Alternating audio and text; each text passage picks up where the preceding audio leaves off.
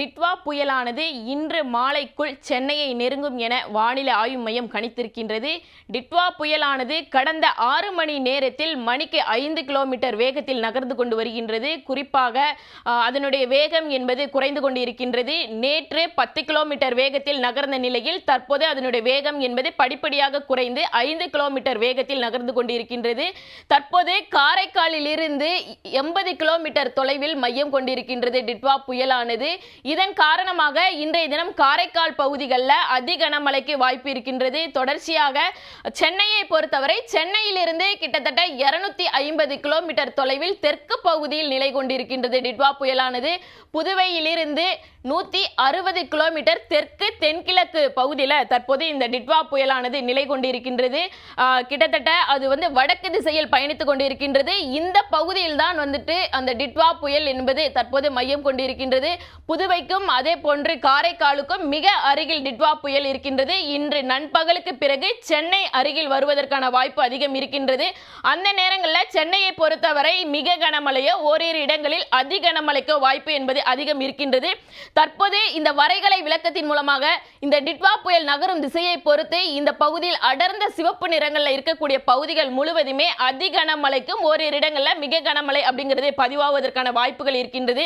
மழையை தரக்கூடிய மேக கூட்டங்கள் இந்த பகுதியில் சூழ்ந்து கொண்டிருக்கின்றது. தொடர்ச்சியாக அனைத்து பகுதிகளிலுமே அதி கனமழை இல்லை அப்படின்னாலும் ஓரிரு இடங்களில் அதி கனமழைக்கான வாய்ப்பு என்பது இருக்கின்றது. மற்ற இடங்களை பொறுத்தவரை கனமழையோ அல்லது மிக கனமழைக்கோ வாய்ப்பு இருக்கின்றது. தொடர்ச்சியாக மழையை தரக்கூடிய மேக கூட்டங்கள் தற்போது இந்த காரைக்கால் பகுதி, டெல்டா மாவட்டங்கள் மற்றும் புதுவை பகுதியில் இருப்பதை நம்மால் பார்க்க முடிகிறது. தொடர்ந்து இது வடதிசையில் நகர்ந்து சென்னை அருகில் இன்று மாலை வந்துவிடும். அந்த இன்று மாலை வரக்கூடிய நிலையில் சென்னையிலிருந்து 25 கிலோமீட்டர் தொலைவில் இது இருக்கும் அப்படின்னு தற்போது வானிலை ஆய்வு மையம் கணிக்கப்பட்டிருக்கின்றது. அதாவது 25 கிலோமீட்டர் கடல் பகுதியிலே அது பயணம் செய்யும் அப்படிங்கிறத சொல்லப்பட்டிருக்கின்றது. புயல் கரையை கடக்காது. கரையை கடப்பதற்கு முன்பாகவே அது வலுவிழந்து விடும். அதுவும் சென்னைக்கும் புதுச்சேரிக்கும் இடையில், இந்த சென்னைக்கும் புதுச்சேரிக்கும் இடைப்பட்ட இடங்கள்ல தான் புயல் கரையை கடக்கும் அப்படின்னு வானிலை ஆய்வு மையம் கணித்திருக்கிறாங்க. இந்த பகுதியில் புயல் வலுவிழக்கும் அப்படின்னு சொல்லப்பட்டிருக்கின்றது. அதாவது புயல் அதனுடைய சக்தியை முழுவதுமாக இழந்து ஆழ்ந்த காற்றழுத்த தாழ்வு மண்டலமாக வலுவிழந்துடும் அப்படின்னு சொல்லப்பட்டிருக்கின்றது. இதன் காரணமாக வடகடலோர மாவட்டங்கள், சென்னை, திருவள்ளூர், காஞ்சிபுரம் மாவட்டங்களுக்கு இன்றைய தினம் மிக கனமழைக்கோ ஓரிரு இடங்களிலோ அதி கனமழைக்கோ வாய்ப்பு அதிகம் இருக்கின்றது. அது மட்டுமின்றி கடந்த 24 மணி நேரத்தை பொறுத்தவரை அதிகபட்சமாக நாகப்பட்டினம் மாவட்டம் கோடியக்கரையில் 32 சென்டிமீட்டர் அதி கனமழை அப்படிங்கிறது பதிவாகியிருக்கின்றது. அதே போன்று காரைக்காலை பொறுத்தவரை 19 சென்டிமீட்டர் மழை பதிவாகியிருக்கின்றது. வடகடலோர மாவட்டங்களை பொறுத்தவரை நவம்பர் மாதத்தில் இயல்பை விட இதுவரையும் குறைவாகவே மழைப்பதிவு அப்படிங்கிறது இருந்து வந்து வருகிறது. இன்றைய தினம் பதிவாகக்கூடிய மழைப்பொழிவு அப்படிங்கிறது நவம்பர் மாதத்தை முழுவதுமாக ஈக்குவல் பண்ணுமா அப்படிங்கிறதா எல்லாருடைய ஒரு எதிர்பார்ப்பாக இருக்கின்றது. எப்போதும் வழக்கத்தை விட இயல்பை ஒட்டி இருக்கும் அப்படின்னு கணிக்கப்பட்டு இருந்தாலுமே தற்போது நடப்பாண்டு இதுவரை வடகடலோர மாவட்டங்களுக்கு மழைக்கான வாய்ப்பு அப்படிங்கிறது குறைவாகவே காணப்பட்டு வருகின்றது. தொடர்ச்சியாக இதனுடைய புயலினுடைய வேகம் என்பது நகரும் திசை ரொம்ப குறைவாகவே காணப்பட்டு வருகின்றது. இன்னும் நேரம் செல்ல செல்ல அதிகப்படியான வாய்ப்பு இருக்கின்றது. மழையை தரக்கூடிய மேக கூட்டங்கள் இந்த பகுதியில் முழுவதுமாக குறைந்து கொண்டு வருகின்றது. இந்த பகுதியில் மட்டும் தற்போது டிட்வா புயல் இந்த பகுதியில் இருக்கின்றது. இந்த பகுதியில் மழை கூட்டங்கள் குறைவாக காணப்பட்டு வருகின்றது. தொடர்ச்சியாக இருப்பினும் புயலினுடைய தாக்கம் வலுவிழந்திருந்தாலும், அதாவது வலுவிழந்ததாக சொல்லப்பட்டிருந்தாலும் அதனுடைய சக்தி இழந்திருந்தாலும் மழைப்பொழிவு அப்படிங்கிறது கொஞ்சம் இருக்கதான் செய்யும். ஏற்கனவே இலங்கையினுடைய நிலப்பரப்பில் முழுவதுமாக அதனுடைய சக்தியை இழந்து விட்டது. தற்போது மீண்டும் கடல் பகுதிக்கு அதனுடைய வேகத்தை குறைத்து கொண்டு அதனுடைய சக்தியை பெற்று மீண்டும் தற்போது நகர்ந்து கொண்டு வருகின்றது.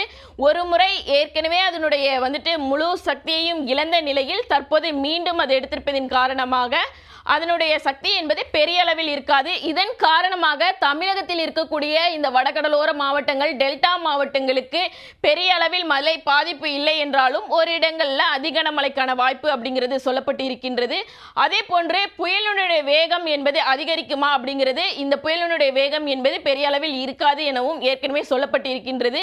இன்று நாள் முழுவதும் 5 கிலோமீட்டர் அல்லது அதிகபட்சமாக 10 கிலோமீட்டர் வேகத்தில் தொடர்ந்து நகரும். வடக்கு திசை நோக்கியே நகர்ந்து சென்னைக்கும் புதுச்சேரிக்கும் இடைப்பட்ட பகுதியில் அது வந்துட்டு நிலவக்கூடும் அப்படின்னு கணிக்கப்பட்டிருக்கின்றது.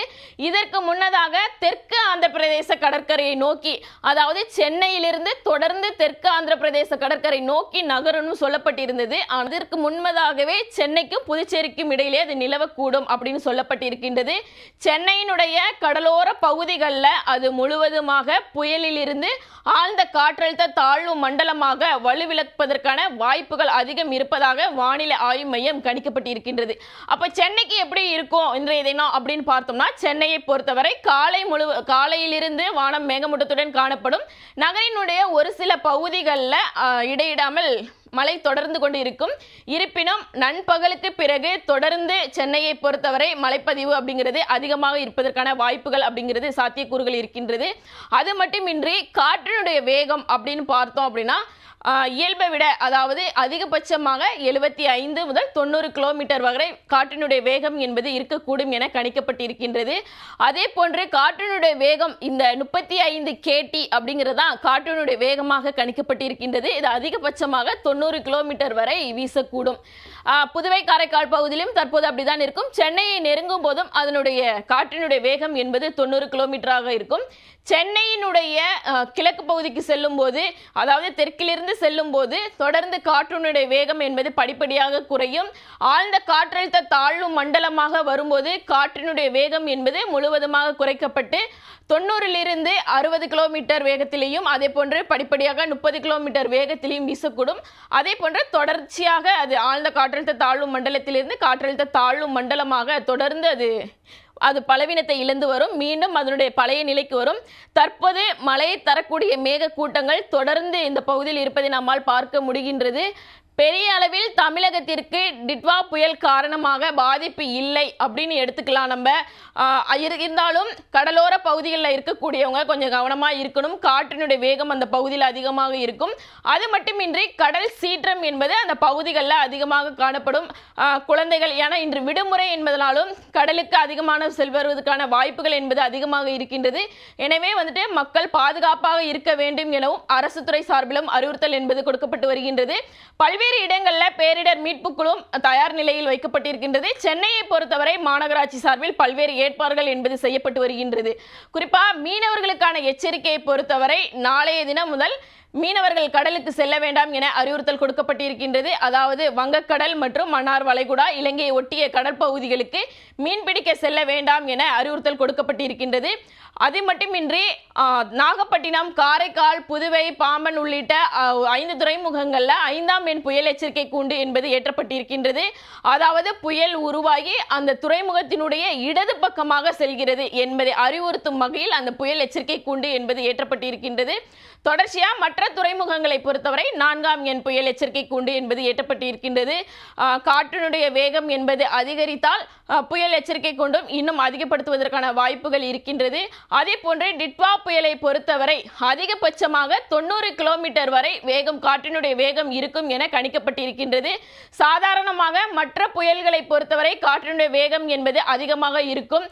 140 கிலோமீட்டர் 150 கிலோமீட்டர் வேகத்தில் கூட அதிகமாக வீசுவதற்கான வாய்ப்புகள் அப்படிங்கிறது இருக்கு. ஆனால் டிட்வா புயலினுடைய காற்றினுடைய வேகம் என்பது அதிகபட்சமாகவே 90 கிலோமீட்டர் தான் இருக்கும். அதுக்கு மேலே இருக்காது அப்படிங்கிறத வானிலை ஆய்வு மையம் தெளிவுபடுத்தியிருக்கிறாங்க. தொடர்ச்சியாக தமிழகத்தினுடைய டெல்டா மாவட்டங்களில் ஏற்கனவே வந்துட்டு அதிகனமழை ஒரு இடங்களில் பதிவாகி இருந்தாலும் மற்ற இடங்களில் மிக கனமழை என்பது பதிவாகி இருக்கின்றது. தொடர்ச்சியாக இன்றைய தினமும் டெல்டா மாவட்டங்களுக்கு மழைப்பொழிவிற்கு வாய்ப்பு அதிகம் இருக்கின்றது. தமிழகத்தினுடைய மற்ற மாவட்டங்களை பொறுத்தவரை மிதமான மழை என்பது தொடரும். இந்த வடகடலோர மாவட்டங்கள், அதை ஒட்டி இருக்கக்கூடிய உள் மாவட்டங்கள்லையும் இன்றைய தினம் மிக கனமழைக்கும் ஒரு இடங்களில் வாய்ப்பு அதிகம் இருக்கின்றது.